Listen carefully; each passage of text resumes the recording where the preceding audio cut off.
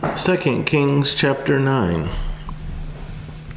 And Elisha the prophet called one of the sons of the prophets and said to him, "Get yourself ready, take this flask of oil in your hand, and go to Ramoth Gilead. Now when you arrive at that place, look there for Jehu the son of Jehoshaphat, the son of Nimshi, and go in and make him rise up from among his associates and take him to an inner room. Then take the flask of oil and pour it on his head and say, 'Thus says the Lord, I have anointed you king over Israel.'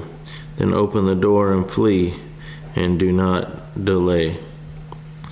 So the young man, the servant of the prophet, went to Ramoth Gilead. And when he arrived, there were the captains of the army sitting. And he said, "I have a message for you, commander." Jehu said, "For which one of us?" And he said, "For you, commander." Then he arose and went into the house, and he poured the oil on his head and said to him, "Thus says the Lord God of Israel, I have anointed you king over the people of the Lord, over Israel. You shall strike down the house of Ahab your master, that I may avenge the blood of my servants the prophets, and the blood of all the servants of the Lord at the hand of Jezebel. For the whole house of Ahab shall perish, and I will cut off from Ahab all the males in Israel, both bond and free. So I will make the house of Ahab like the house of Jeroboam the son of Nebat, and like the house of Baasha the son of Ahijah. The dogs shall eat Jezebel on a plot of ground at Jezreel, and there shall be none to bury her." And he opened the door and fled. Then Jehu came out to the servants of his master, and one said to him, "Is all well? Why did this madman come to you?" And he said to them, "You know the man and his babble." And they said, "A lie, tell us now." So he said, "Thus and thus he spoke to me, saying, 'Thus says the Lord, I have anointed you king over Israel.'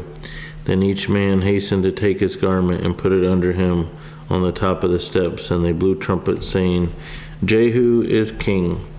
So Jehu the son of Jehoshaphat, the son of Nimshi, conspired against Joram. Now Joram had been defending Ramoth Gilead, he and all Israel, against Hazael, king of Syria. But King Joram had returned to Jezreel to recover from the wounds which the Syrians had inflicted on him when he fought with Hazael, king of Syria. And Jehu said, "If you are so minded, let no one leave or escape from the city to go and tell it to Jezreel." So Jehu rode in a chariot and went to Jezreel, for Joram was laid up there, and Ahaziah, king of Judah, had come down to see Joram. Now a watchman stood on the tower in Jezreel and he saw the company of Jehu as he came, and he said, "I see a company of men." And Joram said, "Get a horseman and send him to meet them, and let him say, 'Is it peace?'" So the horseman went to meet him and said, "Thus says the king, is it peace?" And Jehu said, "What have you to do with peace? Turn around and follow me." So the watchman reported, saying, "The messenger went to them, but is not coming back." Then he sent out a second horseman, who came to them and said, "Thus says the king, is it peace?" And Jehu answered, "What have you to do with peace? Turn around and follow me."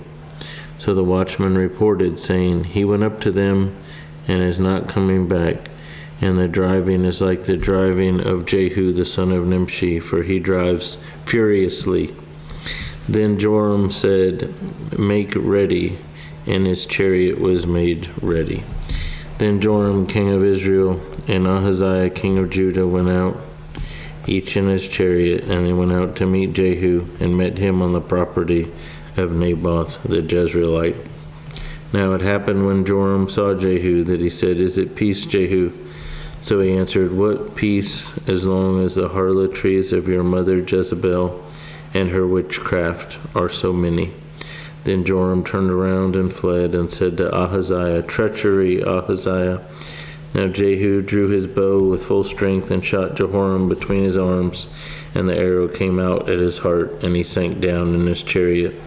Then Jehu said to Bidkar, his captain, "Pick him up and throw him into the tract of the field of Naboth the Jezreelite, for remember when you and I were riding together behind Ahab his father, that the Lord laid this burden upon him. Surely I saw yesterday the blood of Naboth and the blood of his sons, says the Lord, and I will repay you in this plot, says the Lord. Now therefore take and throw him on the plot of ground according to the word of the Lord. But when Ahaziah king of Judah saw this, he fled by the road to Beth-Hagen. So Jehu pursued him and said, shoot him also in the chariot. And they shot him at the ascent of Gur, which is by Ablim. Then he fled to Megiddo and died there. And his servants carried him in the chariot to Jerusalem and buried him in his tomb with his fathers in the city of David. In the 11th year of Joram, the son of Ahab, Ahaziah had become king over Judah. Now when Jehu had come to Jezreel, Jezebel heard of it, and she put paint on her eyes and adorned her head and looked through a window. Then as Jehu entered at the gate, she said, is it peace, Zimri, murderer of your master? And he looked up at the window and said, who is on my side? Who? So 2 or 3 eunuchs looked out at him. Then he said, throw her down. So they threw her down, and some of her blood spattered on the wall and on the horses, and he trampled her underfoot. And when he had gone in, he ate and drank. Then he said, go now, see to this accursed woman and bury her, for she was a king's daughter. So they went to bury her, but they found no more of her than the skull and the feet and the palms of her hands. Therefore they came back and told him, and he said, this is the word of the Lord which he spoke by his servant Elijah the Tishbite, saying, on the plot of ground at Jezreel dogs shall eat the flesh of Jezebel, and the corpse of Jezebel shall be as refuse on the surface of the field in the plot at Jezreel, so that they shall not say, here lies Jezebel. So Jezebel's evil life comes to an evil end. She had done much to battle against God and his people, and then that's how her life comes to an end.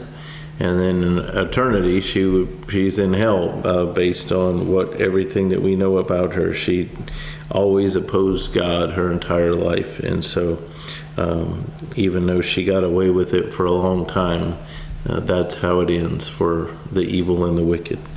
That's the end of chapter 9.